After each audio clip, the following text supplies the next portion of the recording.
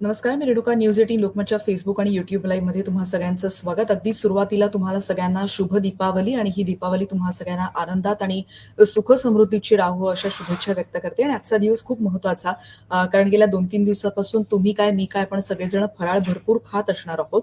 पण या सगळ्या दरम्यान दिवाळीमध्ये जेव्हा आपण फराळ करत असतो, या दरम्यान डाएट कसं सांभाळायचं याविषयी आज आपण बोलणार आहोत. आणि या सगळ्यामध्ये जेव्हा आपल्याला प्रश्न पडतो, की खायची तर आहे आवडती गोष्ट, पण यामुळे वजन तर वाढणार आहे आणि यामुळे आपल्याला काय करणं गरजेचं आहे, याविषयी आपण बोलणार आहोत. आहार तज्ञ डॉक्टर प्रणिता अशोक आता आपल्या सोबत आहेत.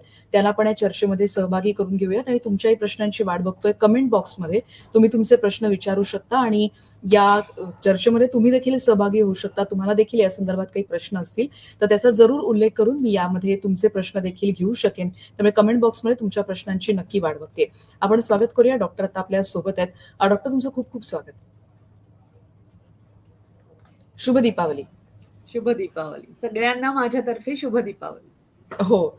आणि सगळ्यात पहिले म्हणजे सगळ्यांनी भरपूर फराळ खायला आता सुरुवात केली आहे. पण तसं असलं तरी ती फराळाची डिश बघितल्यानंतर मोह तर खूप होतो, पण जाणवतं असं की हे खाल्ल्यानंतर वजन नक्की वाढणार आहे. तुमच्याकडे असं प्रमाण सध्या वाढलंय का अशा पेशंट्सचं किंवा अशा हो, प्रश्नांचं? साहजिक आहे की 4 दिवसापासून म्हणजे की मॅडम दिवाळीपुरतं खाल्लं तर चालेल का? फक्त एवढंच आहे की काय, कसं खायचं वगैरे, वगैरे, वगैरे असं सगळं त्यांनी खूप विचारलेलं. म्हणजे स्पेशली माझ्याकडे डाएट करणारी मंडळी तर विचारतातच मला. पण इन जनरल सुद्धा Facebookवरती, YouTubeवरती आणि हे की आम्ही काय खायचं, काय नाही, हा प्रश्न घेऊन मला वाटतं पुढारी चॅनलनेच परवा एक मोठा एपिसोड केलेला आहे की काय खायचं, काय खाऊ नये. आणि मग लगेच तुम्ही विचारल्यामुळे म्हटलं चला अजून 4 लोकांपर्यंत पोहोचले. तेवढ्याच एक 440 कॅलरीज वगैरे कमी झाल्या.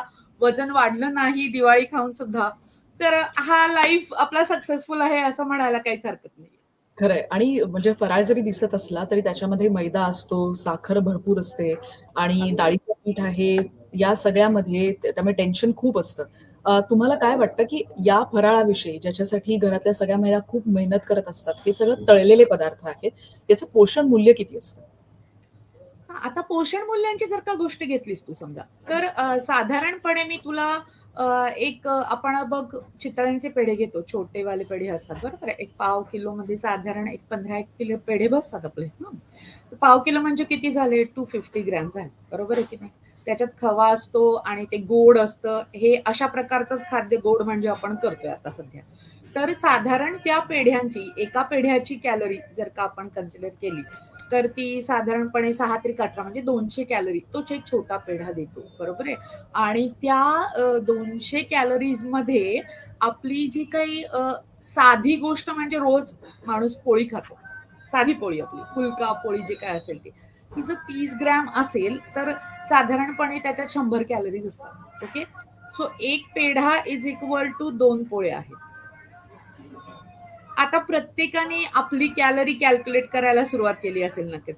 तसं ते तो अगदी पेढा म्हणजे मी छोटं उदाहरण दिलं. त्याच्यापेक्षाही मोठं असतं म्हणजे ते तुमची करंजी असते, नंतर लाडू असतो, डबल ट्रिपल द साईज असतो. म्हणजे एक करंजी, एक लाडू असं जर का तू घेतलंस तर साधारणपणे 300, 350, 400 कॅलरीज पर्यंत जातं, डिपेंडिंग ऑन देअर साईज.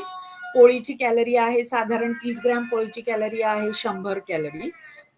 तुला 1 तास चालल्यानंतर साधारणपणे 100 ते 150 कॅलरीज तुझ्या बर्न होतात. तू किती फास्ट चालते त्याच्यावरून. त्याच्यामुळे तू जे खाणारे पदार्थ, तुम्ही जे काही पदार्थ खाणार आहात, की तुम्ही एक करंजी खाल्ली 350-300 कॅलरीची, तर तुम्हाला 3 तासाची रिक्वायरमेंट असू शकते. 3 पोळ्या कमी खाव्या लागतील. असं आहे. म्हणजे आता कसे तुझे डोळे उंचावले की नाही? नाही, नाही. तुम्ही म्हणजे म्हणताय, जेव्हा की आपण खाल्लंय, आता आपण एवढं खाल्लंय आणि मग आपल्याला किती बर्न करायचंय, हे जेव्हा कॅल्क्युलेशन कळेल, तेव्हा लोकांचे इथले जे काही आहेत, हा स्पीड कमी होईल. आणि तुम्ही म्हणताय, तुम्ही जी आकडेवारी सांगताय त्याच्यामुळे आता एक करंजी दिसली तर त्याच्यापुढे मला तुम्ही सांगितलेला आकडा दिसेल. करेक्ट.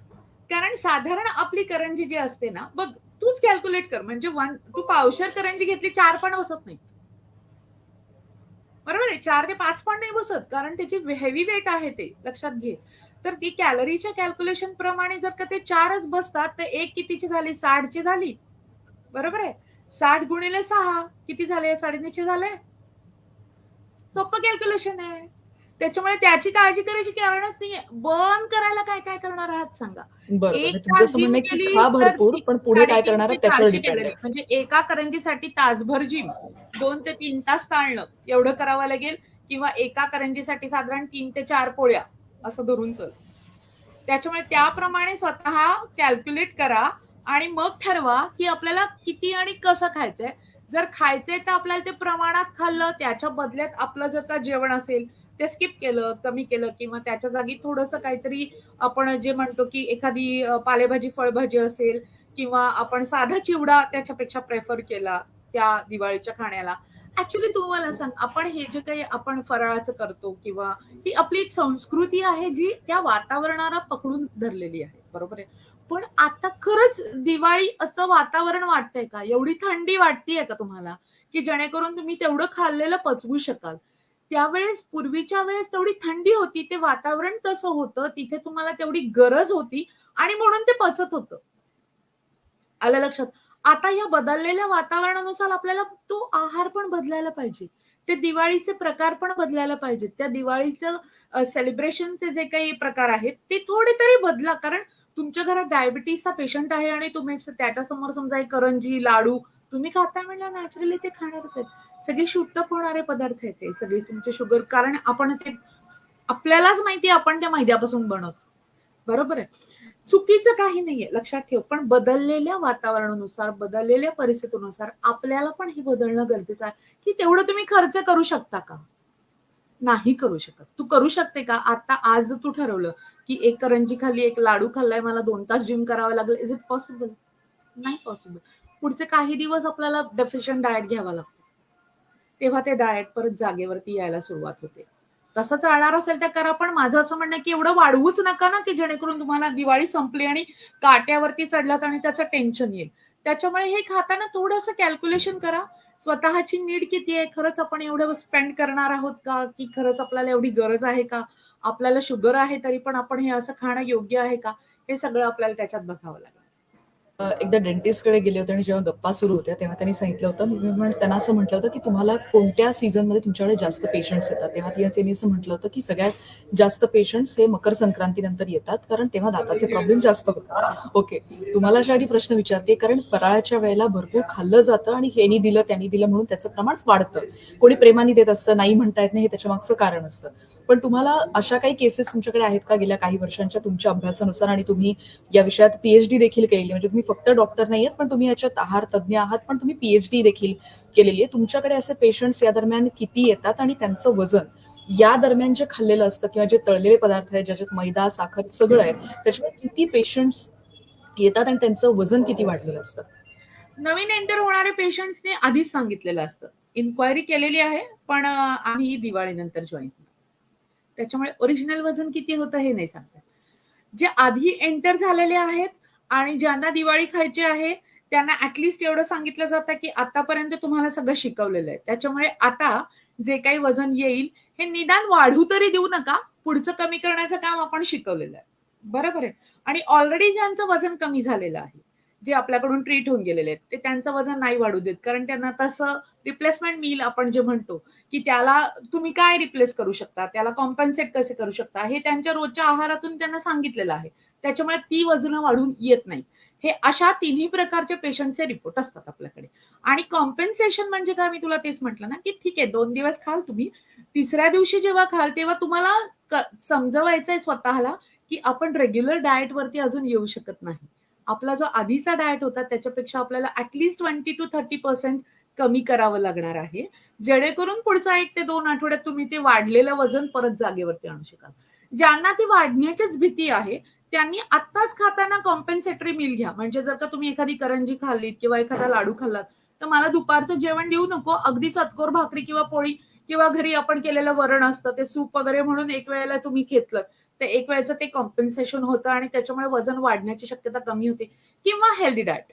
म्हणजे काय, की तुम्हाला एखादा लाडू, एखादा करंजी खायची त्याच्याबरोबर एखादं फ्रूट पण खा किंवा नारळ पाणी प्या किंवा तुम्हाला आज जर का अगदी पनीरची भाजी एरवी सणाला खात असाल, तर त्यावेळेला तुम्ही तसं नका करू. सॉटे व्हेजिटेबल्स करा, की जेणेकरून ते फायबर्स तिथे ॲड झाले, तर कदाचित ते वजनही वाढणार नाही, शुगरही वाढणार नाही.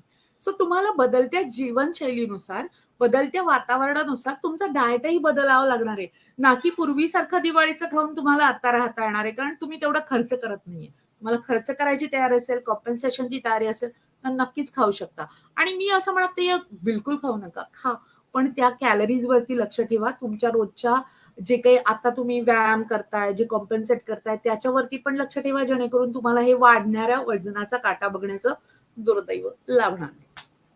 बरोबर. डॉक्टर आणि या सगळ्यामध्ये जेव्हा तुम्ही हे सगळं सांगताय गणित, मला समोर आता पदार्थ न दिसता आता आकडे जास्त दिसतील असंच वाटतंय मी जेव्हा एखादा डबा उघडेन तेव्हा आज ऑफिसमधून घरी गेल्यावर. पण तुम्हाला अशासाठी प्रश्न विचारते की तुम्ही एक शब्द वापरला होता डेफिशियंट डाएट म्हणजे नेमकं काय?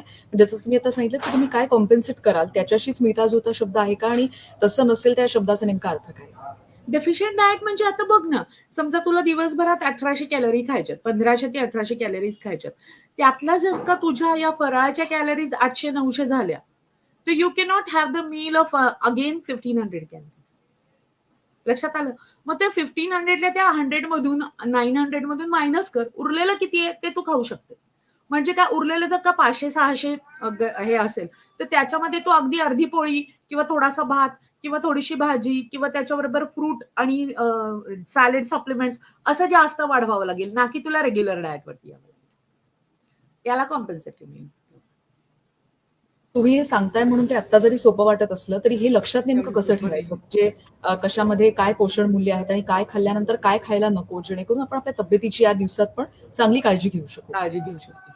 काहीच नाही, सिंपल गोष्ट लक्षात ठेवा. फराळाचं खायचं असेल, गोड खायचं असेल, तेलकट खायचं असेल, तर ह्या सगळ्याला कॉम्पेन्सेशन करताना तुमची भात आणि पोळी कमी करा.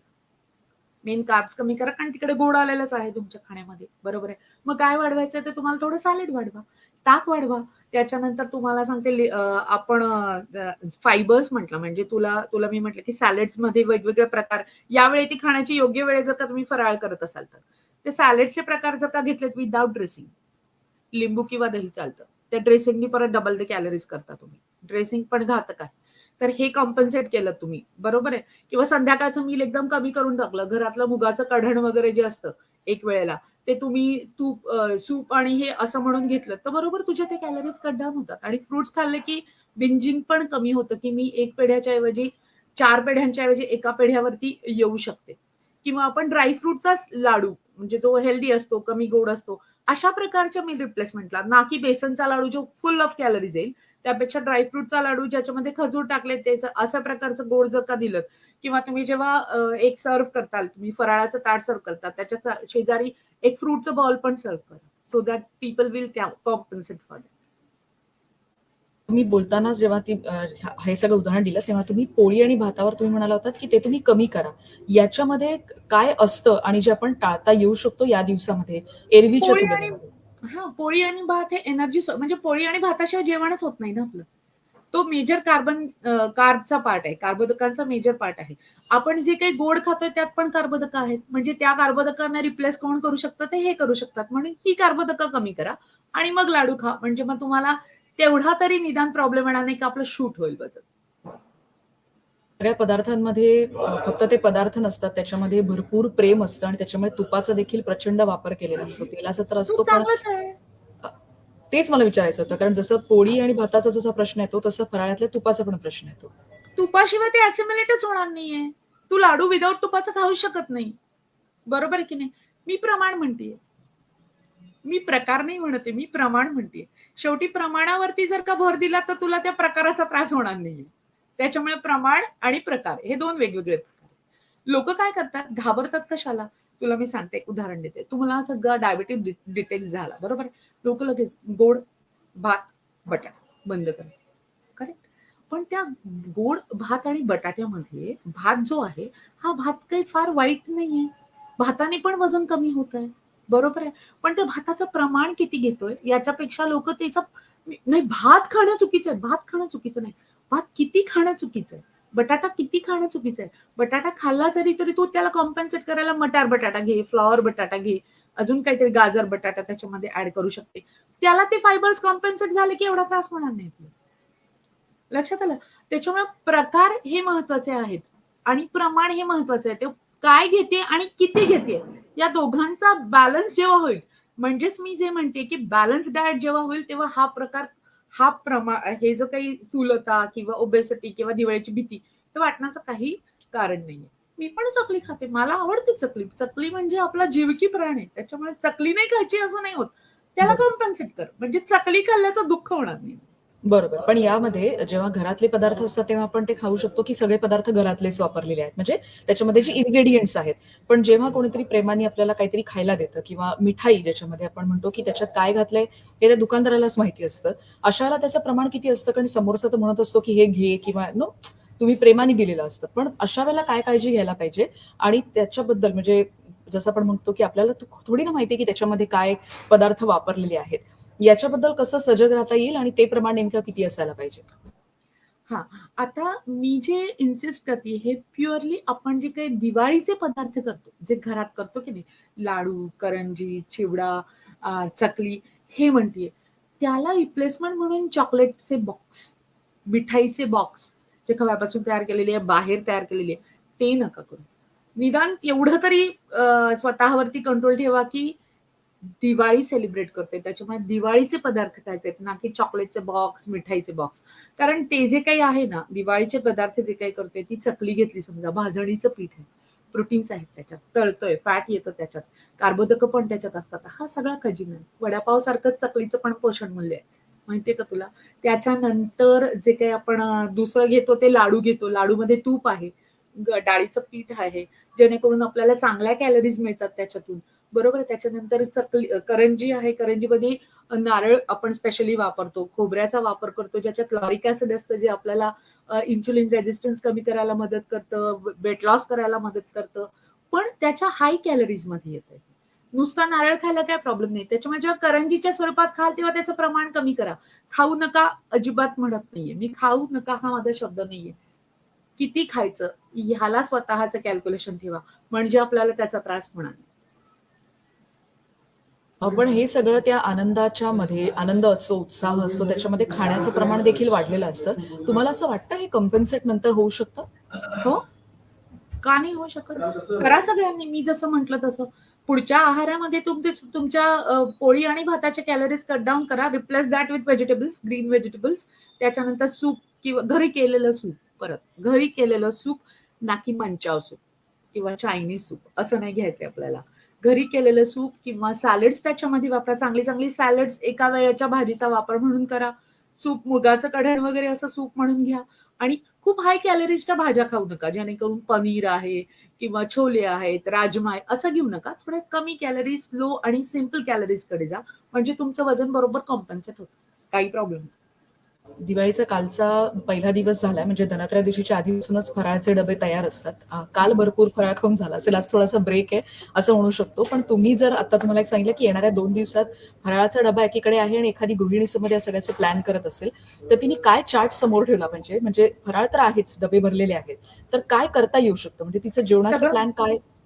हं. सगळं तुला मी म्हटलं की फराळाचं खा, पण त्याला कॉम्पेन्सेटरी जेवण करताना मात्र परत हेवी करू नका.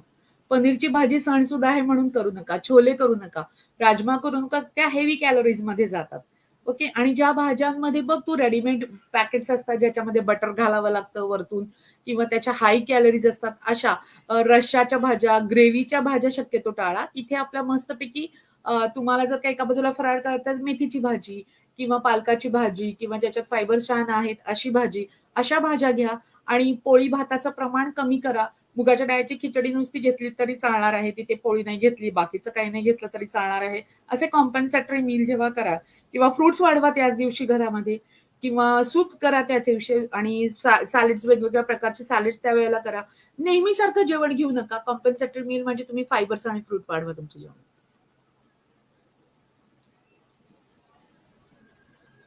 आवाज आवाज, आवाज. त्याच्यामुळे या 2 दिवसांचा कदाचित प्लॅन करता येऊ शकेल. जेव्हा येस. तुम्ही म्हणता हाय कॅलरी म्हणजे हे सगळे पदार्थ हाय कॅलरी आहेत. पण जेव्हा या सगळ्याचं पचन होत असतं, त्याचा कालावधी म्हणजे नॉर्मल जेवणाचा पण किती असतो आणि या सगळ्याचा त्याच्यापेक्षा जास्त असतो का? आणि तसं असेल तर तो किती असतो? नाही कळला मला प्रश्न. परत एकदा सांग. पदार्थ पचायला साधारण किती वेळ लागतो? म्हणजे जेव्हा आपण हाय कॅलरी फूड म्हणतो आणि त्याच्यामुळे उत्साह तर पाहिजे असतो, पण तेवढी एनर्जी काही काही वेळेला उरत नाही. म्हणजे हा प्रश्न खास करून घरातल्यांसाठी म्हणजे उत्साहाने बाहेर पण जायचं असतं, पण थकलेलो पण असतो. या सगळ्यामध्ये जेव्हा पदार्थ एखादा पचायची सुरुवात असते, ती नेमकी किती असते आणि हाय कॅलरी फूड जेव्हा आपण या दरम्यान खात असतो, त्याचं प्रमाण एरवीच्या जेवणापेक्षा त्यामुळे जास्त असतं का? हा, हाय कॅलरी फूड जेव्हा खातो आपण, तेव्हा तू त्या हाय कॅलरीमध्ये कोणती कॅलरीज घेतली हे महत्वाचं आहे. म्हणजे जर का त्या हाय कॅलरीज मध्ये तुझे पनीर वगैरे सारखे पदार्थ आले, छोले राजमा सारखे पदार्थ आले, तर ते पचायला बराच वेळ लावतात. कॉम्पेन्सेट व्हायला बराच वेळ लावतात. किंवा गोड पदार्थ असतील ते भरकन पचतात. हा फरक लक्षात ठेव. प्रोटीन म्हणून घेतलेला आहे आणि गोड म्हणजे साधं तुझं डाळ आहे, त्याच्यात पेढा आहे आणि गोड आहे. सिंपल कार्ब्स पटकन पचतात आणि परत लवकर भूक लागते. त्याच्यामुळे कॉम्प्लेक्स कार्ब खायचे. म्हणून तुला म्हणलं ना, की त्याला कॉम्पेन्सेट फ्रूट घ्या, जे बराच वेळ राहतील पोटामध्ये. त्याला कॉम्पेन्सेट सॅलड्स घ्या, जे बराच वेळ पोटामध्ये राहतील. आणि हे जे सिंपल कार्ब्स घेताय तुम्ही, पेढ्यासारख्या इन्स्टंट पचणाऱ्या गोष्टी घेताय, यांना पचायला बराच वेळ ते घेईल आणि ते पटकन पचणार नाही, ज्याने तो पुढची भूक लवकर लागणार नाही. असं त्याच्या मागचं रिझन. आणि या परत तुम्ही त्याच्यामध्ये खूप ताणून खूप हाय कॅलरीज खाल्लं की गोंधळ होतो सगळा पोटात. म्हणजे इकडे लाडू पेढे पण खाताय आणि इकडे पनीरची भाजी पण खाताय सगळे. मग तर प्रश्नच नाहीये, वाढणार म्हणजे वाढणारच. आणि मग पोट दुखायला सुरुवात होईल. अगदी अपचन होतंय, मग स्प्राईट पी, कोको कोला पी, मग परत अजून सिंपल शुगर अजून परत ते वाढणार, परत ते शुगर शूट्स होणार. या मध्ये म्हणजे जेव्हा एखादा कार्यक्रम असतो घरामध्ये, तेव्हा वेगवेगळे पदार्थ तर बनवले जातात. तसंच दिवाळीचं काहीसं असतं. याच्यातून जेव्हा तुमचे हे 2-3 दिवस झाले, उत्साह संपला, जेव्हा तुमचं नॉर्मल रुटीन तुम्ही सुरू करता. जसं तुम्ही म्हणता, की एकीकडे आपण हे कॉम्पेन्सेटरी डाएट करू शकतो. जसं तुम्ही सांगितलत, की रिप्लेस काय-काय करता येईल. आपण जेव्हा त्याच्यानंतर आपण पुन्हा आपल्या नॉर्मल आयुष्याकडे येतो, तेव्हा आपण या सगळ्यामध्ये काही बदल करण्याची गरज असते का? किंवा हळू त्याच्यात काय बदल आपल्याला करता येऊ शकतात, जे आपल्या हातात आहेत? काही नाही, 2-3 दिवस आराम केलेला आहे. जिम बंद आहेत, सगळे प्रकारचे व्यायाम बंद आहेत. घरी मस्त मजा केलेली आहे. संपलं की आपल्या व्यायामाला आधी सुरुवात करा. दुसरी गोष्ट मी सांगितलं तसं, की आता परत तेलकट, गोड आणि तुपकट असं घेऊ नका लगेच हेवी आहारामध्ये. तिसरी गोष्ट म्हणजे तुमच्या आहारातलं थोडे फ्रुट्स वाढवा आणि त्याच्यानंतर तुमचे सॅलड्स वाढवा. बटरमिल्क म्हणजे ताकासारख्या गोष्टींना पण आता थोडासा हे द्या, कारण खूप थंडी नाहीये. ज्यांना ताक चालतं त्यांच्यासाठी तर ते खूप चांगलं आहे. ते पण तुमच्या आहारामध्ये वाढवण्याची गरज आहे तिथे आणि सॅलड्स. जे दिवस असं तुम्ही म्हणालात, की तेव्हाची हवा वेगळी होती, तेव्हा कष्टाचं प्रमाण वेगळं होतं. आता जसं म्हणतात, की आपण ऑफिसमध्ये असेल किंवा बसून काम जास्त असतं. आधीचं जीवन होतं, हे कष्ट होते, घरातली कामं होती. आता प्रत्येक कामाला आपल्याला असिस्टंट मिळू शकतो. यामध्ये त्याच्यामुळे आपली जी पचनशक्ती आहे त्याच्यावर काही परिणाम होतो का? आणि त्यामुळे बदलणारं आहाराचं स्वरूप असेल, फराळाचं स्वरूप असेल, त्याच्यामुळे ते बदलत गेलं असं वाटतं? तेच सांगते मी, की तेवढी थंडी नाहीये आता. म्हणजे तेवढ्या कॅलरीजची गरज नाहीये शरीराला. त्याच्यामुळे ती थंडी नसतानाही तुम्ही जर का तशा प्रकारचे पदार्थ खाल्ले, तर नक्कीच तुमचं वजन वाढायला, तुमची पचनशक्ती बिघडायला ते कारणीभूत ठरू शकतं. त्याच्यामुळे त्या वातावरणानुसार खाण्याचा प्रयत्न करा आणि हालचाली. मी तेच म्हणते, की जरी तुम्ही केलं ते हालचाली, काही गेम्स खेळा, फॅमिली गेम्स खेळा, की जेणेकरून तुमच्या शरीराची हालचाल झाली पाहिजे. ना की बुद्धिबळासारखा गेम लगेच. काही करा, कुठे आउटिंगला जा. दिवाळीतले 4 दिवसात 1 दिवस आउटिंगला जा कुठेतरी. तिथे चांगली ती कॅलरी खर्च होऊ द्या, बर्न होऊ द्या. म्हणजे तुम्हाला त्याचा त्रास होणार नाही. अदरवाईज पोट बिघडण्यापलीकडे काहीच होणार नाही. पदार्थांमध्ये लिहिलेलं असतं काही-काही बॉक्सेसमध्ये, याच्यात आम्ही साखर नाही, गुळाचा वापर केलाय किंवा काही-काही आर्टिकल्स पण मध्ये मी वाचले, की साखर नाही, गुळाचा वापर याच्यात केलाय, त्याच्यामध्ये तुम्हाला खायला सेफ आहे. असं असतं? गुळाचा वापर करो नाही तर साखरेचा वापर करो. दोन्हीमध्ये शुगर आहेच आहे. सिंपल साखरेत 100% ते इथे 85% शुगर आहे. बरोबर आहे? त्याच्यामुळे काहीही फरक पडत नाही. अजिबात फरक पडत नाही. तू करून बघ. ज्यांना शुगरचं खायचंय आणि गुळाचं खायचंय त्यांनी स्वतःच्या शुगर्स करून बघा किंवा वजन वाढतंय की नाही ते बघून बघून घ्या त्याच्यामध्ये. त्यातही डेंजर म्हणजे शुगर फ्री. हल्ली शुगर फ्रीच्याच मिठाई यायला लागल्यात. लोकांना वाटतं याच्यात साखरच नाहीये. मग कसं काय आम्हाला काहीच प्रॉब्लेम नाहीये. पण त्याच्यात खवा आहे ना, खव्याला काही रिप्लेसमेंट आहे का? ते पण आहेच आहे ना. त्याच्यात पण हाय कॅलरीज आहेच आहेत. त्याच्यामुळे शुगर फ्रीचं खातोय म्हणून ढीगभर खाऊ शकतो. ही फक्त त्याच्यातून कन्सेप्ट डोक्यातून काढून टाका. कुठलीही गोष्ट घ्या, त्याला प्रमाण ठेवा आणि आहार हेच औषध मी का म्हणतेय? मी माझ्या ज्या मिशनचं नाव ठेवलंय, माझे जे क्लिनिकचं नाव ठेवलंय, माझ्या क्लिनिकचं जे ब्रीद आहार हेच औषध का म्हणतेय? एखाद्याला समजा तू शुगर आहे, एखाद्याला ती गोळी किंवा ब्लड प्रेशर आहे. एक गोळी दिली जाते. एका ठराविक प्रमाणात दिली जाते. त्या ठराविक वेळेत दिली जाते. तर ती गोळी तुझं ब्लड प्रेशर कमी करायला मदत करणार. बरोबर आहे. तसंच खाण्याचं जर का केलं तर तुम्हाला कधीच प्रॉब्लेम येणार नाही. कुठल्याच आजाराला सामोरं जायची गरज नाहीये. वेळ, प्रमाण थोडंसं तुम्ही 4 दिवस सणापुरता ठीक आहे ना, जाऊ दे काय मजा पण केली पाहिजे. पण रुटीनला याल तेव्हा व्यवस्थित या म्हणजे त्याच्या गोष्टीचा त्रासच नाही होणार. चीट डाएट सगळ्यांना करता येतं का? कारण अशासाठी की गोड पदार्थ म्हटल्यानंतर डायबिटिक पेशंट असतात, त्यांचं आपल्याला काळजी घेणं जास्त गरजेचं असतं, पण त्यांना देखील खावंसं वाटू शकतं. तर अशा वेळेला त्यांनी काय काळजी घ्यायला पाहिजे? म्हणजे फक्त मधुमेह प्रमाणात असं नाही. येस. प्रमाणात खा. त्याच्याबरोबर फ्रुट्स आणि सॅलड्स आणि ताक वाढवा आणि खूप जास्त मोठ्या प्रमाणात खाऊन ते कॉम्पेन्सेट करू नका. पण एक अर्धा लाडू घेतला, थोडीशी करंजी घेतली, एक एक चकली घेतली आणि असं ठरवलं, की आज मला पोळी भाजी देऊ नको. एवढं खातो त्याच्याबरोबर मी थोडं बटरमिल्क दे, थोडंसं सॅलड दे किंवा एखादं फ्रूट दे. असं घेतलं की ते कॉम्पेन्सेट होतं. मी म्हटलं ना, जगायचं पण आहे, मजा पण करायची, पण आपलं बिघडू पण द्यायचं नाही. तर मग हे स्मार्ट डाएट ठेवावं लागणार. तुम्ही जे आता मिशनचा उल्लेख केला त्याच्याविषयी मला आणखीन काही सांगू शकाल? जसं तुम्ही म्हणालात, की जेव्हा फिटनेसचा विषय येतो तेव्हा असं वाटतं, की तुमच्या पोटात नेमकं काय जातंय इथून आपली सुरुवात होत असते. तुमच्या मिशन अंतर्गत तुम्ही हे कशा पद्धतीनं त्यांना समजवण्याचा प्रयत्न करता? मी जे चालवते ते माझं आहार विषयक जागरूकता अभियान असं चालवते. त्याच्यामध्ये मी काय करते, मला WhatsAppला तुमचं नाव मेसेज करायचं असतं. 9545085085 हा तो नंबर आहे. या नंबरला तुम्ही WhatsAppला तुमचं नाव पाठवलं, की मी एक Telegramचा ग्रुप केला जिथे मी रोज एक डायट टिप्स पाठवते. बरोबर आहे. आणि मग त्याच्याशी आपल्याशी तो काय निगडीत आहे? आपण याच्यामध्ये आपल्या आहारात काय चेंज करू शकतो? त्या टिपमध्ये काय लिहिलेलं आहे, की जे आपण चूक करत होतो? ते बघून लोकं खूप सुधारलेली आहेत. परवा तर Instagramवरती मला एक मेसेज आलेला आहे. आय डोंट नो सिद्धार्थ का काहीतरी असं नाव आहे, की तुमचा थिंक बँकचा कार्यक्रम बघितला आणि मी 39 किलो वजन कमी केलंय आणि मला खूप छान वाटतंय मॅडम. मी तुमचे किती आभार मानू मला कळत नाहीये. आज पण सकाळी एक मेसेज होता, की मी तुमचं ते मिशन आणि हे सगळ्याला जॉइन झालेली आहे आणि माझं आता 7 किलो वजन कमी झालेलं आहे. असे भरपूर लोकं आहेत ते मिशनला जॉइन झालेले आहेत. ते ग्रुपला जॉइन झालेले आहेत आणि रोज त्यांना डायट टिप्स येतात. ते त्याच्याविषयी सगळं वाचतात. आपल्याशी ते कंपेअर करतात आणि काय चांगलं, काय वाईट हे कळलं. या रोजच्या डायट टिप्सनी त्यांना, तरी त्याचा त्यांना खूप फायदा होतो. काउन्सिलिंग, ऑनलाईन न्यूट्रिशन कोर्सेस हा वेगळा प्रकार आहे. तो मी प्रायव्हेट क्लिनिकच्या अंडर घेते. पण मिशनमध्ये किंवा हे फ्री डायट टिप्स जागरूकता अभियान जे आहे, याच्यामध्ये सगळ्यांना सामील होता येतं. तो काहीच प्रॉब्लेम नाही. तुमचा नंबर पुन्हा एकदा सांगू शकाल का? जेणेकरून जे प्रेक्षक आता ऐकतायत त्यांच्यापर्यंत आपण ही पोहोचू शकू आणि जेणेकरून तुमच्याकडून त्यांना मार्गदर्शन घेता येईल. येस. 9545085085 9545085085 असा तो नंबर. जरूर. आणि यामध्ये जेव्हा फिटनेसचा म्हणतात जसं आम्ही आता विचार केला, की आहार नेमका तुमचा कसा असणार आहे याकडे लक्ष देणं खूप गरजेचं असतं आणि त्यामुळे तुमच्या दिवसाच्या अगदी शेवटच्या प्रश्नाकडे येते. शेवटचे 1-2 प्रश्न घेते, की दिवसभरात तुम्हाला किती कॅलरीजची गरज असते? की तुमचं कामाचं स्वरूप कसं आहे त्याच्यावर देखील ते अवलंबून असेल. पण दिवसभरात साधारण एका व्यक्तीला वयोगटानुसार किती कॅलरीजची गरज असते? साधारण प्रौढ जर का मेल असेल म्हणजे पुरुष असेल, तर त्याला साधारण 2000 ते 2500 पर्यंत लागतात. 2000 असतील तरी पुष्कळ त्याला ते ठेवू शकतो. कारण जर का त्याच्या कामाचं स्वरूप बैठं असेल, तर प्लस मायनस त्याला ते करावं लागतं. काहीच व्यायाम नसेल, तर त्याच्यापेक्षाही कमी घ्यावं लागतं. तसं एका स्त्रीला आपल्याला 1500 ते 1800 कॅलरी पर्यंत डाएट चालतं, की ती साधारण मॉडरेट टाइप ऑफ एक्सरसाइज करतीये, रोज चालतीये किंवा काहीतरी एक एक्सरसाइज त्याच्याकडे आहे. त्यांना पण हे चालू शकतं. फक्त जर का व्यायाम नसेल, तर मजा नाहीये एवढं लक्षात ठेवा. कुठलंही अन्न खूप छान दिसतंय. ताट खोलं भरलेलं आहे, पण मीठ नाहीये, तर मजा नाहीये. तसं मिठा इतकंच महत्वाचं आणि तेवढंच आपल्याला व्यायाम पण गरजेचा आहे, की जेणेकरून आपल्याला या कॅलरीचं फार कॅल्क्युलेशन मग करावं लागणार नाही. कारण ते इतक्या कॉम्प्लेक्स गोष्टींवरती अवलंबून आहे. तुमचं वय काय आहे? तुमचं क्लायमेट काय आहे? तुमचं रोजची ॲक्टिव्हिटी काय आहे? तुमचं मेटाबॉलिक रेट कसं आहे? तुम्हाला बाकीच्या गोळ्या चालू आहेत की नाही? तुम्हाला बाकीचे आजार आहेत की नाही? तुमच्या रोजच्या कामामध्ये तुमची फिजिकल रिक्वायरमेंट किती आहे ॲक्टिव्हिटीची? हे सगळं अवलंबून आहे. कॉम्प्लेक्स आहे. एवढं सोपं नाहीये. पण निदान ढोबळमानाने जरी मानण्याचा प्रयत्न केलात, तरी एवढे साधारण कॅल्क्युलेशन येतात.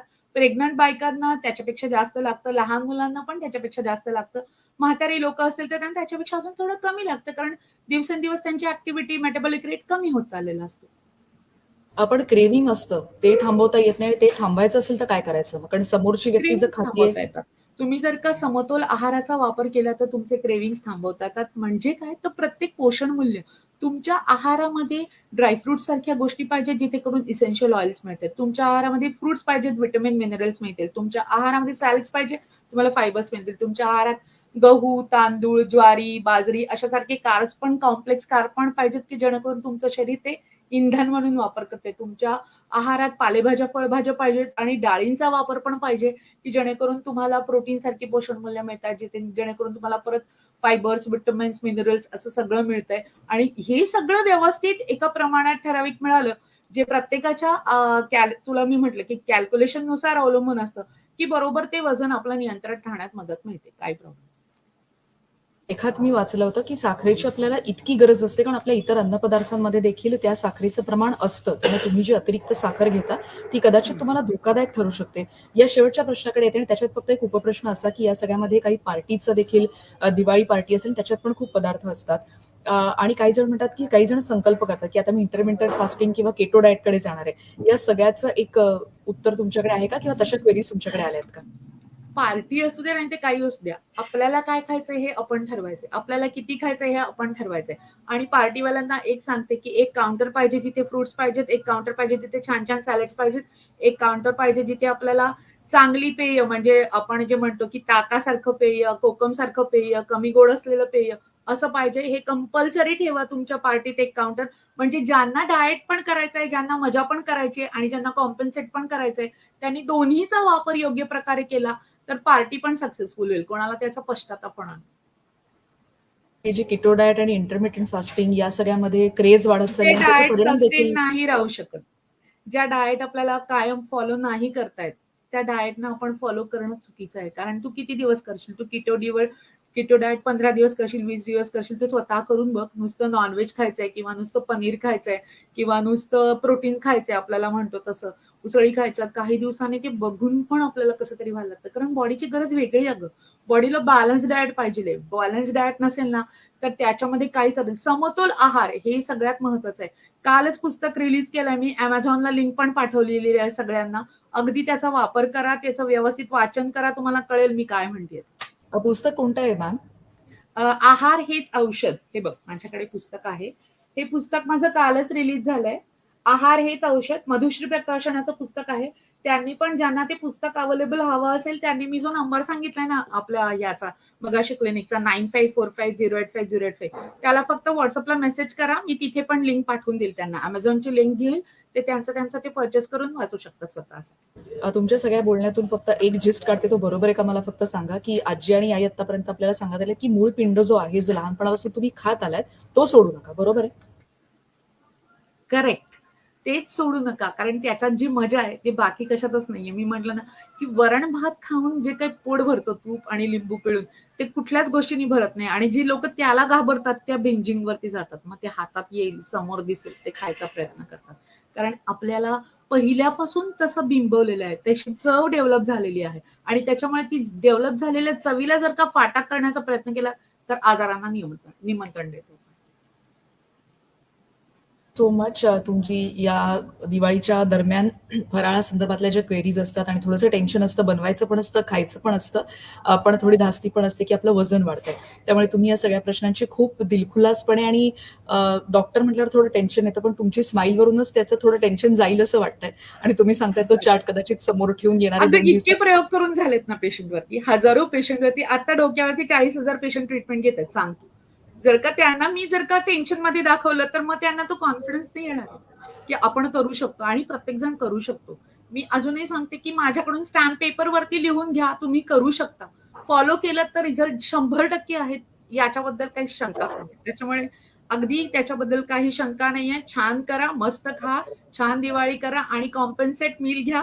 जेणेकरून तुमचं वजन वाढणार नाही. आणि ज्यांचं वजन वाढलं नाही त्यांनी मला मेसेज करायला पण बिलकुल विसरू नका. जरूर. आणि माझी आशा आहे, की यामधून तुमचा जो WhatsApp नंबर तुम्ही दिलाय किंवा तुमचे जे पुस्तक आहे त्यामार्फत तुम्ही जो सल्ला देताय, की आहारातूनच आपण आपला फिटनेस कसा ठेवू शकतो, ठेवू शकतो. यामधून सगळी उत्तर मिळू शकतील. Yes. Thank you so much doctor Pranita. Thank आणि यू व्हेरी मच तुमच्या लोकमतची टीम आणि खास रेणुका, जिनं मला वेळात वेळ काढून बोलवलं, पण माझ्या वेळेला पण ऍडजस्ट केलं. त्याबद्दल तिचे आणि लोकमतचे पण मी खूप खूप आभारी आहे. थँक धन्यवाद. You so much. He link आपण नक्की शेअर करूया मॅडम आणि तुमच्यापर्यंत नक्की पोहोचण्याचा असाच प्रयत्न असेल. तुमचं सगळं ऐकल्यानंतर काल मी किती खाल्लं आणि 2 दिवस मला काय खायचं याचे चार्ट मला पण आता तयार करावं लागणार आहे. थँक सो मच आणि तुम्हाला पुन्हा एकदा शुभ दीपावली. तुमच्या पुस्तकाच्या माध्यमातून तुमच्यापर्यंत पोहोचण्याचा अनेक जण यापुढे प्रयत्न करतील आणि तुमचे WhatsApp ग्रुप देखील आहेतच. Yes. Okay. Thank you. Thank you. Doctor Pranita आता आपल्या सोबत होत्या आणि त्यांच्या मुलाखतीतून आपण हेच समजून घेण्याचा प्रयत्न केला की आपण जरी फराळ करत असलो तरी त्याच्याविषयी कॉम्पेन्सेट तुम्ही कसं करू शकता तुमच्या अन्नपदार्थांच्या मार्फत आणि हे सगळं नेमकं गणित काय आहे ते समजून घेण्याचा हा प्रयत्न होता. अशाच वेगवेगळ्या विषयांचा आपण पुन्हा एकदा भेटत राहणार आहोत आणि उद्या देखील आपण मधुमेह तज्ज्ञ डॉक्टर जगन्नाथ दीक्षित यांच्याशी 11 वाजता संवाद साधणार आहोत. उद्या जागतिक मधुमेह दिन आहे, त्यामुळे तुमचे प्रश्न काय असतील तर जरूर आमच्यापर्यंत पोहोचवा. दीक्षित पॅटर्न नेमका काय आहे आणि जागतिक मधुमेह दिनानिमित्तानं त्यांच्या नेमकं काय मार्गदर्शन आपल्याला मोलाचं आहे या संदर्भात आपण त्यांच्याशी संवाद साधणार आहोत. आता इथेच थांबतोय. पहा फक्त न्यूज 18 लोकमत. पुन्हा एकदा शुभ दीपावली.